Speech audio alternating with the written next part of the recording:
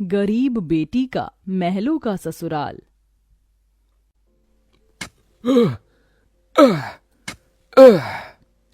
तपती धूप में वह गरीब किसान खेतों में फावड़ा चला रहा था। उसके माथे से तर तर पसीना बहे जा रहा था। तभी गंगा गमछा उठाकर पिता का पसीना पोंछती है। बाबा, आपके माथे से कितना पसीना बह रहा है। आप थक भी गए हैं, थोड़ी देर आराम कर लो। फावड़ा मुझे दो। गंगा को खेत में फावड़ा चलाते देख सेवक राम की आंख भर आती है।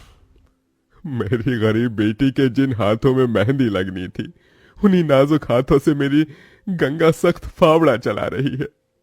तू एक गरीब की बेटी को ही ऐसा भाग्य देकर क्यों भेजता है भगवान।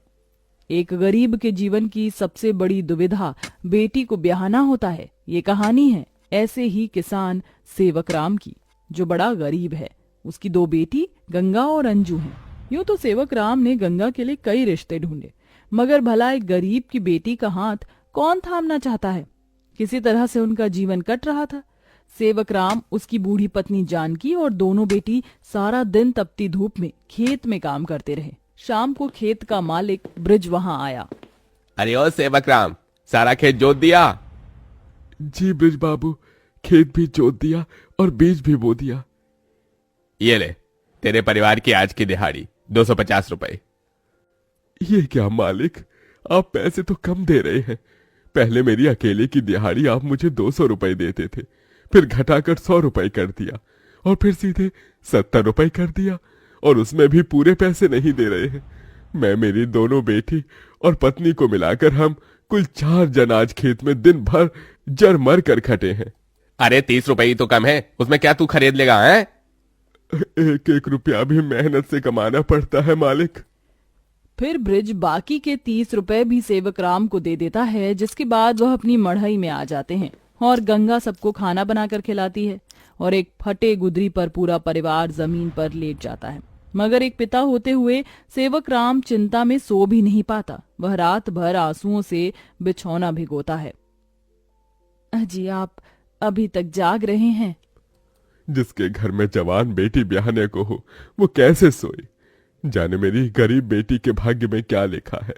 भगवान ने सभी के घर आंगन में भाग्य जाग रहे हैं, मगर मेरी मढ़ई के आंगन में मंडप कब बनेगा। अजी, तुम चिंता मत करो, भगवान ने कहीं न कहीं जोड़ी बनाई होगी। सेवक राम का यही दुख कम न था। अभी तो और भी कठिनाई आने को थी। अगले दिन जब चारों खेत में पहुंचे कि तभी। क्यों रे सेवक, कल तू 30 रुपए के लिए पाठ पढ़ा रहा था, अब क्या करेगा? क्योंकि ये सारी की सारी जमीन तो पृथ्वीराज जी ने खरीद ली। तभी अंजू ने गंगा से कहा, दीदी, अब हम क्या खाएंगे? खेत बोकर ही तो थोड़े बहुत पैसे मिलते थे। सेवक राम अपने परिवार को लेकर लौट आया। वह दिन रात चिंता में गलने लगा। ऐसे घर कैसे चलेगा प्रभु, कैसे होगी गंगा की शादी। और शादी नहीं हुई तो लोग मेरी गंगा को जाने क्या क्या नाम देंगे, क्या क्या ठहराएंगे जानकी। मैं काम ढूंढने जा रहा हूँ। बाबा, मैं भी आपके संग चलूंगी। दोनों काम ढूंढते एक बड़े से मिल में आए, जहां शिव नाम का एक नौजवान गरीब मजदूर भी काम कर रहा था। जहां मजदूर राशन की बोरी भरी मालगाड़ी खींच रहे। सेवक राम ने काम मांगा, दोनों को काम मिल गया। गंगा अपने पिता की बराबरी में काम करती। तपती धूप से अक्सर उसके पांव और हाथ में मालगाड़ी खींचने से छाले से पड़ जाते, तो वहीं घर आकर वह अपनी माँ का हाथ बटाती। आप ही अपनी चक्की पीसती, कड़ी धूप में सड़कों से गोबर बीन कर लाती, उपले बनाती। एक दिन मालगाड़ी खींचते वक्त शिव उसकी मदद करता है। काका, क्या मैं आप दोनों के साथ खाना खा सकता हूँ? बड़ी भूख लगी है और मैं खाना भी नहीं लाया। हाँ बेटा, आओ ना। ये कहते हुए गरीब गंगा अपने प्याज और रोटी में से उसे भी देती है और हिचक से भरकर कहती है, माफ कीजिएगा, आपको खिलाने के लिए हमारे पास कोई पूरी पकवान तो नहीं है। जो है यही खा लीजिए। शिव वह रूखा सूखा भी हंसकर खाने लगा। अब अक्सर शिव उनकी मदद कर देता। उसकी अच्छाई गंगा के मन को भाने लगी और एक दिन शिव ने कहा, काका, अगर आप मुझे इस काबिल समझे तो मैं आपकी बेटी का हाथ थामना चाहता हूँ। बेटा, मेरी गरीब बेटी को तुम जैसा मेहनती जीवन साथी मिलेगा। मुझे तुम पसंद हो बेटा। गरीब सेवक राम की दिली इच्छा तो थी कि गंगा को बड़ा और अच्छा घर द्वार मिले, मगर उसके मन में शिव को लेकर भी एक संतोष था। मगर सेवक राम ने जो कभी सोचा भी नहीं था, अगले दिन वो हुआ। कई बड़ी गाड़ियां लाइन से उसके चौखट पर आईं और शगुन से भरी थालियों के साथ शिव अपने परिवार के संग उनके घर आया। उनके महंगे कपड़े लत्ते देख एकदम महलों में रहने वालों से थे। शिव के संग उसके माता पिता पृथ्वीराज, वसुंधरा और बहन योगिता थी। अंजू ने उन्हें देख तपाक से बोला, अरे बाप रे, ये तो राजा महाराजा से लगते हैं। अजी आपने तो कहा था शिव गरीब घर का लड़का है। शिव बेटा, ये सब क्या है? यही मेरी सच्चाई है काका। माफ कीजिएगा, मैं मजदूर या गरीब नहीं था, बल्कि महलों का बेटा हूँ। मगर मुझे एक ऐसा जीवन साथी की खोज थी जो मेरा धन दौलत देखकर मुझे न अपनाए। इसलिए मैं उसे ही ढूंढने के लिए ये जीवन जी रहा था। जिसने मुझे मेरी गरीबी के संग स्वीकारा वो गंगा थी। इसलिए मेरे महलों की दुल्हन गंगा होगी। गंगा बनोगी मेरे महलों की बहू और मेरे बेटे की दुल्हन? अपनी गरीब बेटी के लिए महलों से आया रिश्ता देखकर सेवक राम बड़ा रोया। भगवान, तूने मेरी फटी झोली में इतनी खुशियां डाल दी। मेरी बेटी महलों की दुल्हन बनेगी। हर बाप चाहता है कि वो अपनी बेटी का हाथ जिसके हाथ में दे वो उसे रानी बनाकर रखे। अब मेरी बेटी सचमुच में महलों की रानी बनेगी। समझे जी, मंगनी कर ले। मगर इतनी छोटी सी मढ़ई में सब कैसे होगा?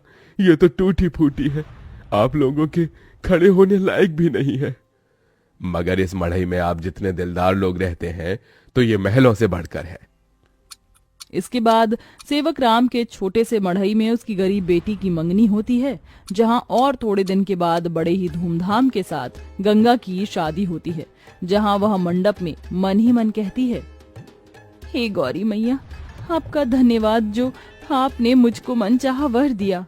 इसके बाद गंगा विदा होकर अपने महलों के ससुराल में आ जाती है, जो दुल्हन के जैसा सजा हुआ होता है, जहां कई नौकर चाकर शाही अंदाज में उसके स्वागत में खड़े थे। तभी महंगे से लहंगे में ननद योगिता ने कहा, आइए भाभी, आपके महलों के ससुराल में आपका स्वागत है। जैसे ही योगिता गाड़ी से उतरती है, तभी नौकर चाकर थाली में फूल लिए खड़े उसके स्वागत में फूल बिछाए जाते हैं। जहां कल तक उसके पांव को कांटों की चुभन मिली थी, आज वह महल की दुल्हन बनकर फूलों में बदल चुके थे। जहां महल के द्वार पर सास वसुंधरा ने स्वागत किया, आओ हमारे महलों की दुल्हन, तुम्हारा स्वागत है। इस सोने की कलश को अपने दाहिने पांव से गिराकर अंदर आ जाओ। जी माँ। गंगा ने कलश गिराकर स्वागत किया। तभी ससुराल वालों ने उसे अनेकों तोहफे दिए। गंगा बहू, ये हार पिछले कई पुश्तों से हमारे महल में चला आ रहा है, अब तुम इसकी हकदार हो।